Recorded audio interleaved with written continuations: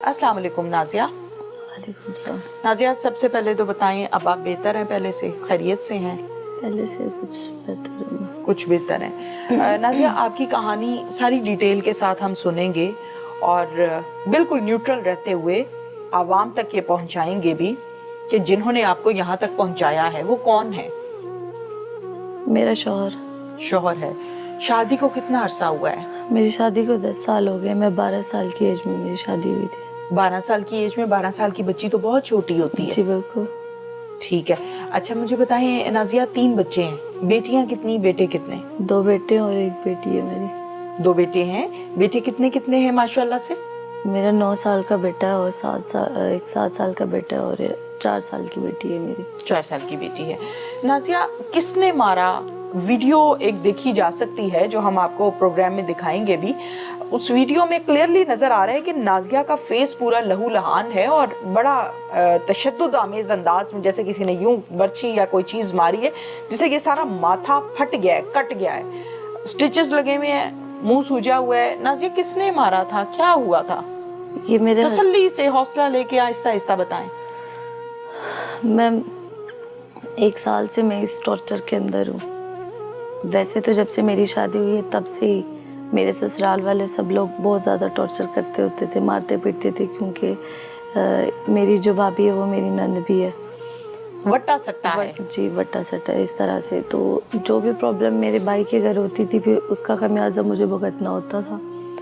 तो टॉर्चर बहुत ज़्यादा हो चुकी थी तो मैं अपने अम्मी की तरफ आ गई थी। ठीक है। यहाँ पे आके फिर इन लोगों ने यहाँ पे मुझे सुकून से रहने नहीं दिया, क्योंकि ये इमाम मस्जिद थे, मेरा हस्बैंड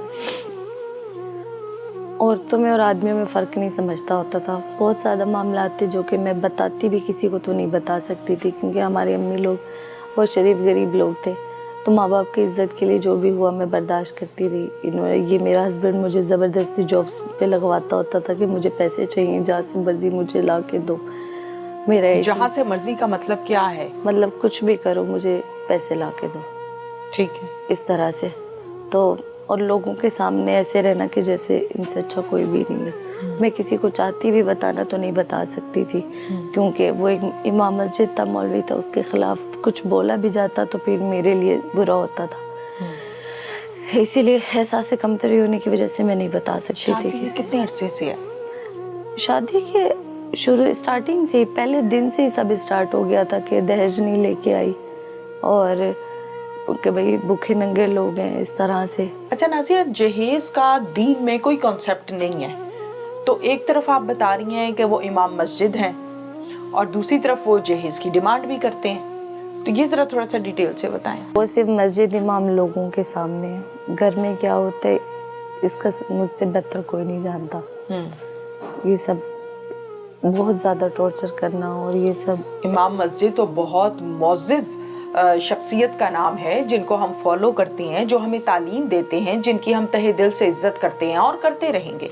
अच्छा, ये मुझे बताएं कि जिस दिन झगड़ा हुआ है उस दिन क्या हुआ था? ये मारपीट और मोहल्ले में शोरो गुल, क्या उस दिन क्या झगड़ा हुआ था? नहीं, ये ऐसे था कि स्टार्टिंग से था ना, जब इन लोगों ने बहुत ज़्यादा हद कर दी। असल में मेरे हस्बैंड का कुछ मसले मसाइल इस तरह से थे कि वो किसी से शादी करना चाहता था, अपने ही भांजे की बीवी से। ठीक है। हाँ जी। भांजे की बीवी से? जी, उसने अपने भांजे की बीवी की डिवोर्स करवा दी थी, उससे शादी इसने करनी थी। उसकी वजह से ही मुझे ज़्यादा टॉर्चर करता था कि मैंने इससे शादी करनी है, तुम आगे हो, तुम सामने हो। ठीक है। कि ताकि मुझ पे बात ना आए, तुम पे आए, मेरी इज्जत बरकरार है। तो मैंने फिर उसकी कोई बात नहीं रखी। मैंने सबको सब कुछ बताया कि जब मेरी शादी भी हुई थी, और इस तरह से उल्टी सीधी वेबसाइट से निकाल के उल्टी सीधी वीडियोस दिखाना और इस तरह से कि ताकि ये लड़की, मैं आगे नहीं बोल सकती कि, ठीक, समझ रही हैं? ठीक। ये सारी, और उसको ये भी नहीं पता कि कोई औरत है या कोई आदमी है, इसमें वो फर्क नहीं समझता। छोटी बच्ची हैं, जिस तरह से मैंने खुद अपनी आंखों से देखा। तो ये सारी चीज़ें जब मैंने लोगों को बताई तो फिर ये मेरा दुश्मन हो गया। मुझे जगह जगह पे इसने टॉर्चर किया। फिर फैमिली में भी आ गई तो इसने मुझे यहाँ पे भी बहुत ज़्यादा मारपीट की और लोगों को मेरी तस्वीरें दे देनी बिला फजूल है। फिर वो लोग जो है ना गलत नज़र रखते होते थे। अब अपने आप को भी यहाँ पे बचाना, महफूज करना बहुत ज़रूरी था। हम फिर खामोश रहे, डर के मारे कि हम किसी को क्या बताएं। पहले भी मैं थाने गई थी नहीं समझ आई, किसी ने नहीं सुनी। फिर हम लोग नहीं गए डर के मारे, क्योंकि ये हमें डराते होते थे, धमकाते होते थे कि भाई तुम जाओ, थाना कचहरी पुलिस सारे हमारी जेबों के अंदर है। जैसा हम ये कौन कहता है? मेरा शौहर गुलाम मुस्तफ़ा। गुलाम मुस्तफा, आपके शौहर कहते हैं थाने कचहरी मेरी जेब में है। जेब में है वो सारे, तुम जाके देख लो, वो सब मेरी पैरवी करेंगे, तुम्हारी नहीं। इन्होंने इस तरह से बोला था।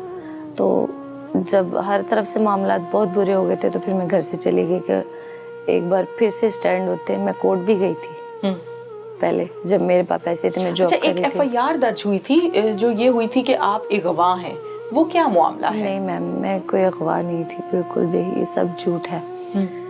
ये इसका मामला क्लियर ये है सारा कि इन लोगों के मारपीट करने की वजह से, क्योंकि मेरे पास 10 रुपए भी नहीं थे किसी भी चीज के लिए कि मैं कुछ भी करती। अगर मैं काम नहीं करूंगी तो मैं अपने मामला कैसे देखूंगी? बगैर पैसों के इस पाकिस्तान में कुछ भी नहीं होता। आप हौसला लें, आहिस्ता आहिस्ता बोलें। इसने जब तलाकें दे दी थी, मैंने सुलह कर ली थी इससे।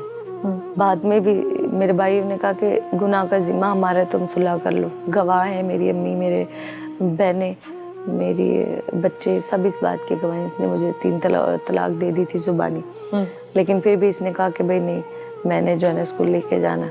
इसने फिर मुझे धमकियाँ लगाई कि अगर तू मेरी नहीं रही तो मैं तुझे कहीं का भी नहीं रहने दूंगा, मैं तुझे जान से मार दूंगा, तेरी जुर्रत नहीं है कि तू अपने आप को महफूज कर पाए यहाँ पे। इस तरह से मुझे बोला।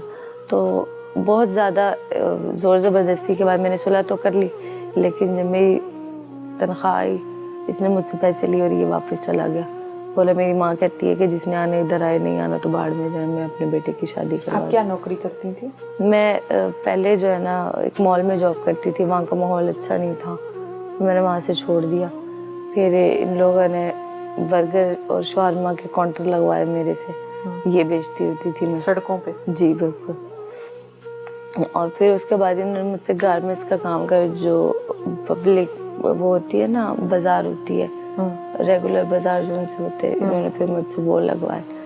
उसके पैसे भी इन्हीं को जाते थे। शौहर ने? जी मेरे शौहर ने, किसी और ने नहीं, मेरे अपने ही शौहर ने। तो क्योंकि इसकी सैलरी बहुत कम होती थी और इसने कभी कहना कि मैंने बाइक लेना है, कभी कोई चीज़ लेनी है, कभी फ़ोन लेना, कभी लैपटॉप लेना है, ऐसे। इसी वजह से फिर मुझे इसको, फिर ये सर कैसे फटा, वो सारा लहू लहान जो वीडियो बहुत फेसबुक पे वायरल है? मैं घर से चली गई थी कि अपनी, जब मैं इस काबिल हो जाऊंगी कि मेरी जेब में पैसे होंगे, फिर इसके बाद मैं कोर्ट कचहरी जाके अपने बच्चे भी ले लूंगी। और बच्चे इसी के पास थे? बच्चे इसी के, भाई ये गन पॉइंट पे लेके गया था हमसे लोगों को इकट्ठा करके। ठीक है। इसके साथ कुछ लोग थे, तो मैं वहाँ से चली गई। फिर मैंने मीडिया से हेल्प लेने की बड़ी कोशिश की, लेकिन नहीं पहुँच पाई मैं मीडिया तक। मुझे कुछ समझ में नहीं आया कैसे पहुँचना है। फिर मैं लोगों के घरों में काम करती होती थी, रात में मैं बाहर सोती होती थी हॉस्पिटल के अंदर। आप चेक करवा सकते हैं उसके हॉस्पिटलों के अलग अलग, इत्तेफाक हॉस्पिटल, सर्विस हॉस्पिटल, जना हॉस्पिटल और इस तरह दरबारों पे। दिन में मतलब जब काम मिल जाना कहीं पे तो मैंने कर लेना, जब नहीं होना तो फिर मैंने ऐसे वहाँ सो जाना? जी ऐसे पार्किंग्स में, जी ग्राउंड्स में? हाँ जी। बड़ी मुश्किल से फिर मुझे कहीं पे जॉब मिली और वो मैंने करने की कोशिश की तो वो भी नहीं कर पाई। इन लोगों ने पता नहीं क्या कुछ किया, मेरी बहनों को बहुत हिरासा किया, इनको धमकाया, डराया कि हम तुम्हें जान से मार देंगे, हमें वो ढूंढ के ला के दो, मेरी बहनों को। फिर मेरी बहनों ने जो भी किया